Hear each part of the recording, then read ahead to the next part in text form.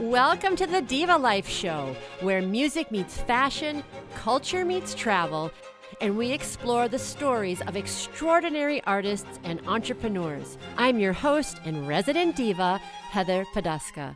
Today on the show, we welcome critically acclaimed Ukrainian operatic soprano, music producer, teacher, speaker, entrepreneur, and philanthropist, Olga Lisovska. Hailed as a soprano extraordinaire, Olga is a critically acclaimed classical soprano whose career includes singing on prestigious concert stages across the globe.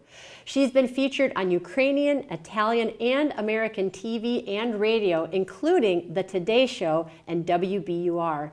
Olga is a highly sought-after voice teacher, diction, and speaking coach, and has worked with such esteemed organizations as the Tanglewood Chorus at Symphony Hall, New England Conservatory, and AstraZeneca. Olga is also the founder of the nonprofit Music, Arts, and Fashion, and has since the start of the Russian war on Ukraine is the co-founder of Sky Philanthropy, which supports people in crisis, and produced 2 Boston Ukrainian festivals that were attended by thousands of people and featured in major news outlets. Olga's life purpose is to inspire positive change through connections for life, coaching, and art performances.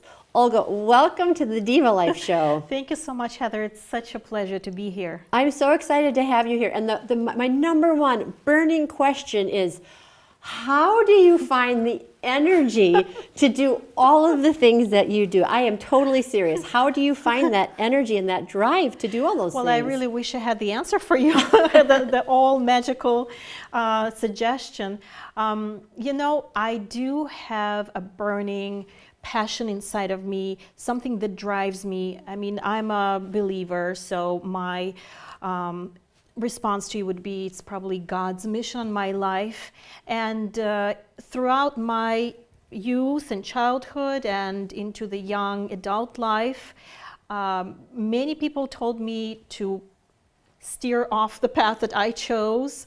Some people who were very close to me, some people that I really listened to for advice, and yet that inner strength, inner drive that I don't know where it came from, it just kept making sure that I was on the path that I am now. That's so wonderful. I love that, and I love the idea of, always listening to your inner voice. And I think as musicians, I've had some other guests on who are musicians, and we've talked about sort of that golden thread that pulls you forward in life. And sometimes you listen to it, and sometimes you don't, but it's always pulling you. And I feel like that's kind of what we're talking about. Exactly, Heather.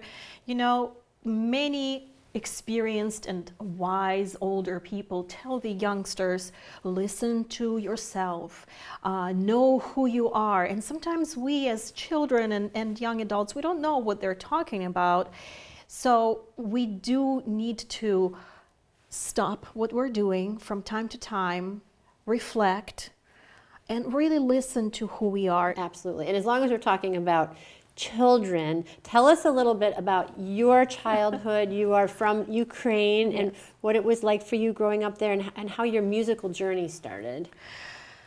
Being a child in Ukraine was wonderful. Right now, unfortunately, the only thing we hear in the news is Ukraine being bombed by Russia and all the devastation that is happening. And it is important to remind people that Ukraine is a wonderful country with a very rich culture, with great civilization spanning thousands of years. Kyiv was founded in 462, so it was way before Moscow was in sight. We as Ukrainians are very proud of our cultural heritage, but more closely to me personally, I grew up in Kyiv, which is the capital of Ukraine, and I had lots of wonderful friends, and I had a lot of opportunities to do music. I was doing music school, which was in addition to my regular school. And in regular school, I started studying English from the very first grade. Really? It was called specialized English school, which really served me well later in life. And in addition to that, I went to music school, which was piano a couple times a week. music theory, music history, chorus, sight reading, sight, singing, and accompaniment even, because my major, so to speak, was piano.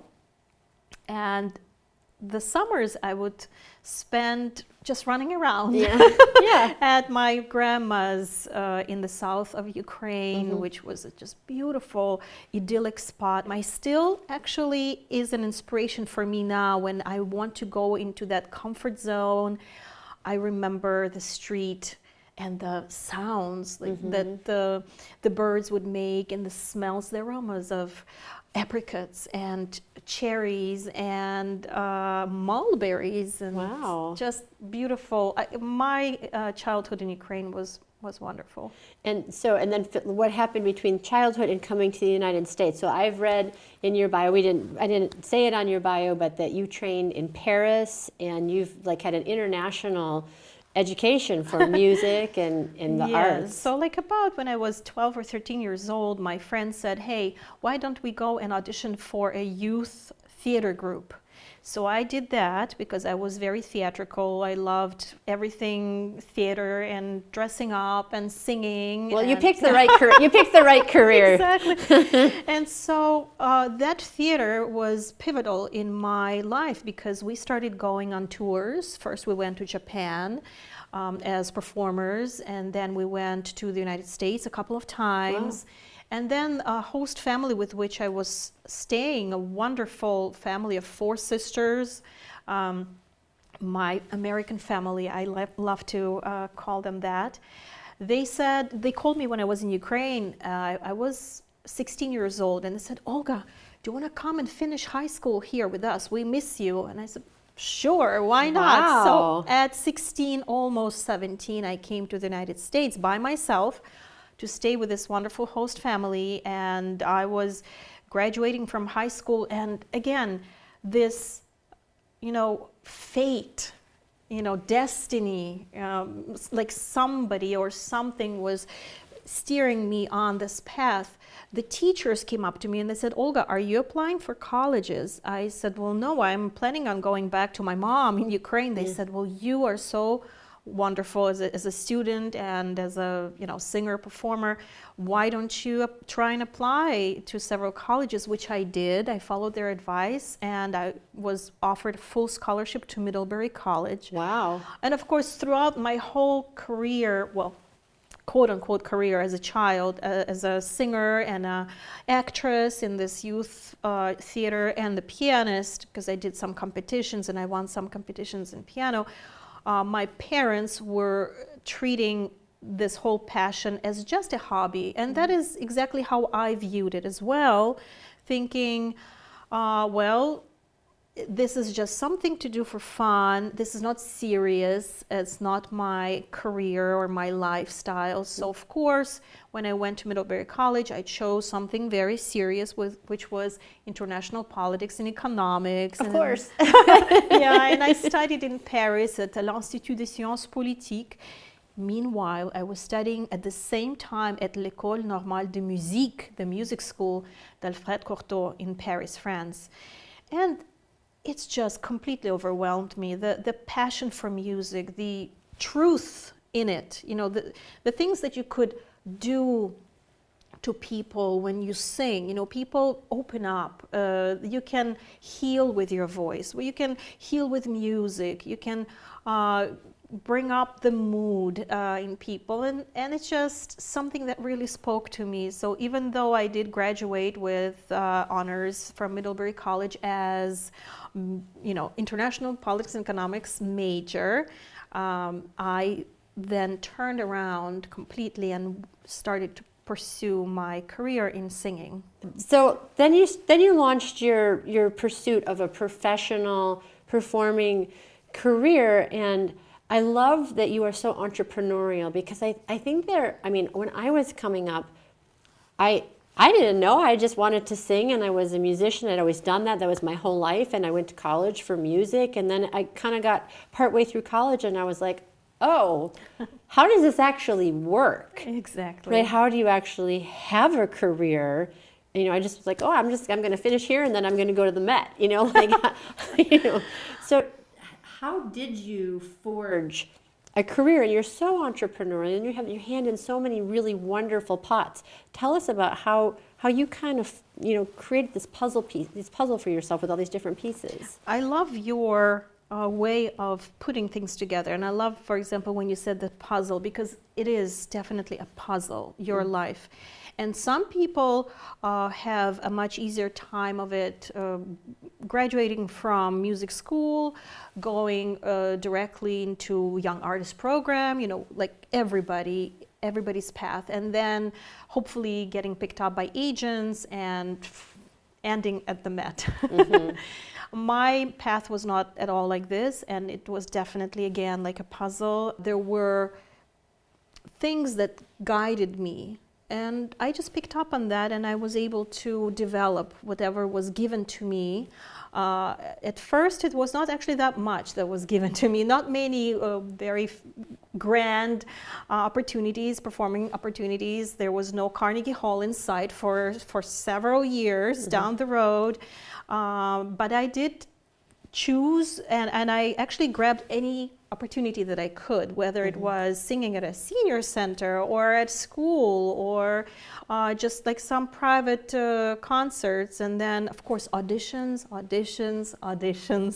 Our favorite thing. Yes. That's so wonderful. And I also think about the importance of community and connection. Absolutely. And I mean, that's one of the things I like about doing this show, is that I get to connect with people and really get to know them on a deeper level, as opposed to just like a quick exchange, and I hear their story. And I think all career paths, people need their network, but I think with musicians, we need each other. Right, I think people think about it as being this cutthroat thing. It's like trying to make it and get your role or get your spot as the soloist. But we really need each other to make this path, don't you think? I absolutely agree with you. The thing is, I never found, maybe because I choose to look for positive in every single person, none of these stereotypes, like the cutthroat competition or the snob Frenchman or anything like this, ever came close to me. I was always surrounded and continue being surrounded by wonderful people. I'm so grateful and blessed to have all of them in my life. And even if we do have sometimes differences of opinion, I always try to find a way to resolve things. And I believe, my personal belief is that when you have that mindset of we're not at competition here, we're actually here to help each other, and every single person is unique. Yes. And every single person has a place in this life. We're not taking somebody's place in this life. That's right. Even if somebody got the role that you wanted, it doesn't mean that there's no other door, even better, waiting for you. Yeah, and I like that too, because it's not just about musical opportunities either. Because for me, if I had not had opportunities, if everything had just gone the way that I imagined when I was younger, I wouldn't have started my business as a brand strategist. And it's something that's so deeply fulfilling. And I wouldn't have that if I had just always done singing and everything had just gone like this. And singing is wonderful and I love it, but I also love this, and it makes my life so much richer because I have both. Well, when you have all these different talents and all these different interests in life, even my international politics and economics experience at Middlebury College and in Paris at l'Institut des Sciences Politiques, all of these things work together to make you who you are and to make you very unique. And that is why I was able to make singing into more than just being 100% only singer. You know, I do lectures and I do talk about the voice production for your public speaking engagement. Yes. And when I did that at AstraZeneca in front of all these people who are non-singers, Yeah. and I gave them just a few exercises, vocal exercises, it was a blast. Yeah. They loved it, and one of them just said, "Oh my gosh, this was like the best lecture I've ever heard," because it was so different, you know, Right. because we are used to lectures being just in such a way, and then whenever somebody gives you something more interesting and unique, insight into your own voice, into your own personality, it's very fulfilling. Yeah, and I love how philanthropic you are, and how much what you've got this nonprofit. Tell us a little bit more about Sky Philanthropy. Yes, well, again, this was something that was thrown upon me and a team of people that we started Sky Philanthropy with. It was February 2022 when Russia invaded Ukraine. Nobody from my family, they were all there. They were in Ukraine. They were in Ukraine. Oh my gosh. My mom, my brother, a lot of nephews and uncles and aunts, and nobody believed that there would be a war. Unfortunately, Ukraine was not prepared. And that's politics. I don't want to get into it in this segment. We can go That's deeper. another show. Yeah, that's another show. But my friends and acquaintances started texting me, "Olga, are you okay? Is your family okay?" Because they know that I'm from Ukraine. Right. All of a sudden, I started getting money on Venmo from my friends and wow. family and acquaintances. "Olga, here's money for Ukraine." And so I realized, me being a kind of a public persona, see, that's another thing, you know, being a singer or actor or in the spotlight, it really gives you more puts more responsibility on you. So I realized people are looking to me to see what we're gonna do about it, how we're gonna help. And so myself and a very good friend of mine, Natasha, we started this Sky Philanthropy because we got all this money, and we started shipping humanitarian aid every week. We had 20, 30 volunteers coming. Everybody was dropping off clothing and food and medication. And we started like that, small, shipping every time. And then organizations came to us and said, "Well, do you want to ship very special medicine to Ukraine?" Because we had all the connections. Our families, our friends are there. So we were not shipping to the government. We were shipping to the people we know and trust. And so every single thing that we shipped got exactly to the destination it was supposed to get. So that was very fulfilling for us. And we started working more and more on this, and that's how the Boston Ukrainian Festival came about. It was a huge undertaking. The first year we had 3,000 people. The second year we had 5,000 people. Wow. And it's a lot of work, but very fulfilling. Wow, that is, you are amazing. And is your family, is everybody okay? It was a very long road, and my mom, she did not want to leave Ukraine. I mean, nobody wanted to leave Ukraine. All the refugees that are here right now, every day they want to go back. However, it's not an option for everybody. For example, my music, arts, and fashion productions, we are trying to help the refugees, children who studied voice and music in Ukraine, and they had all of these performance opportunities, and now they come here. Of course, their family's focus is now on food and shelter, right? Because it's a different lifestyle. It's way more expensive than in Ukraine, and they just got here. Right. They have to start from scratch. So music, arts, and fashion productions, we were able to give some free lessons, and then like deeply discounted lessons, and many opportunities, performing opportunities for free for the children of Ukraine. So back to my mom.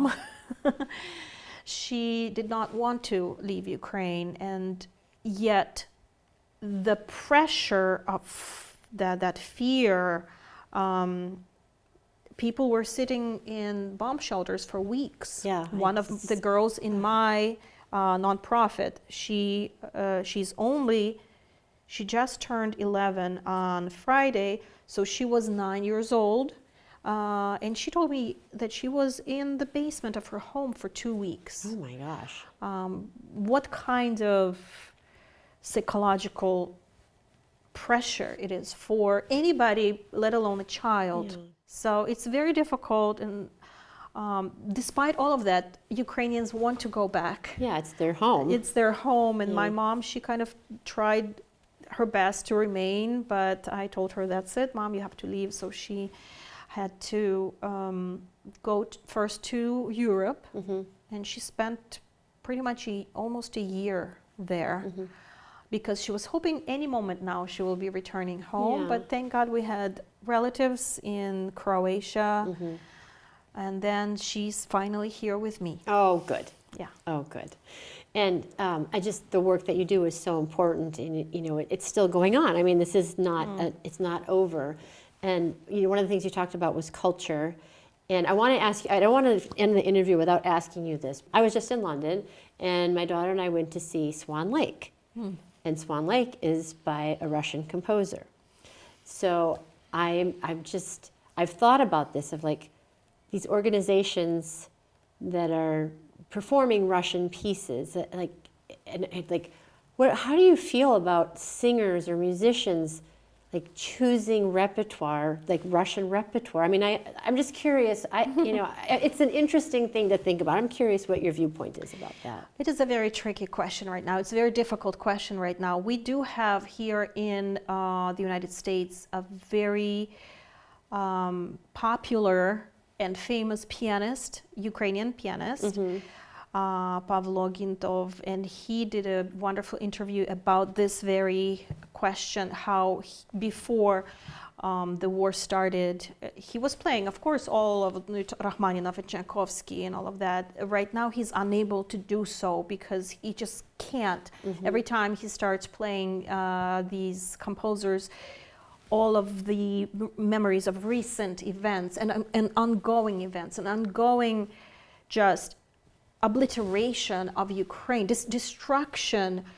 There is no humanity in what is happening in Ukraine right now. Like in this particular case, it is so clear-cut, so black and white that Russia invaded an innocent country and continues killing innocent children and women and all of those singers and dancers, ballet dancers, Ukrainian ballet dancers, they have to be now at the front fighting for Ukraine, for their own land, so they don't come back and see that Russians have settled into their home and killed off their family. They have to do this. That's crazy. And that is why Ukrainians right now are up in arms. That is why, not because they have something against Russian culture in general, but because they're hurting. Right. So it is a very sad situation. I really wish we were not here right now in this world where one nation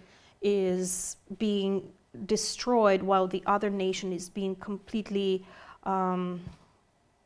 losing their reputation. Putin is basically destroying two countries at the same time. Yeah, it is really sad. I'm really sorry that that's happening, and I'm just so grateful that you are using your gift as a singer and all of your education in politics and your university education, your philanthropic skills to bring awareness, and it all comes together. And you are.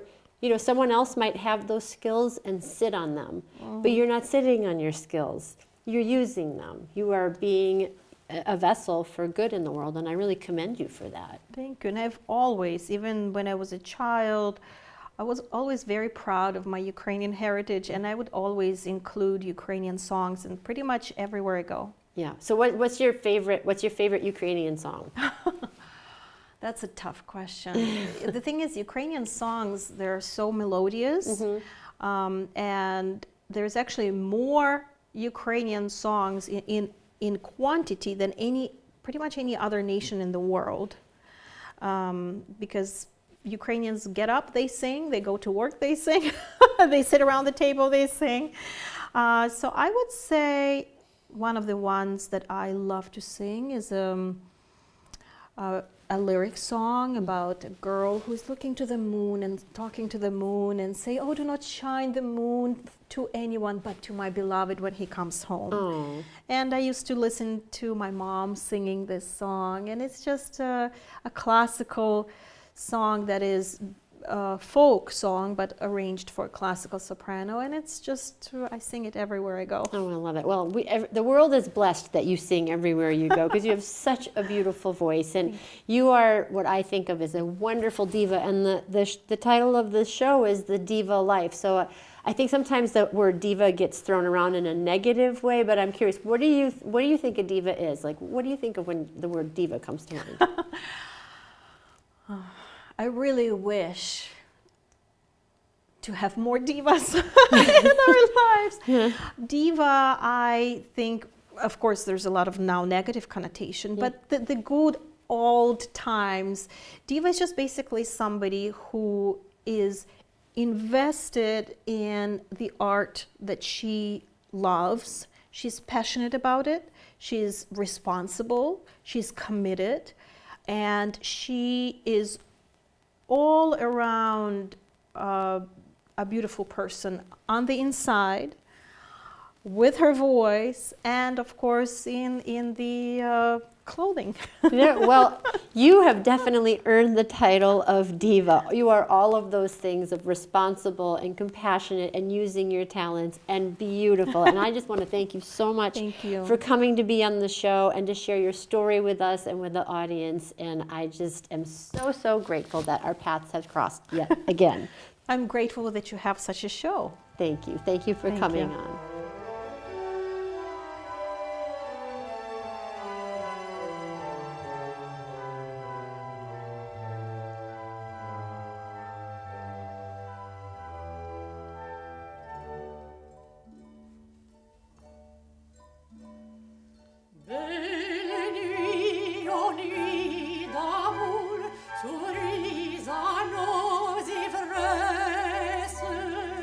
Oui, plus douce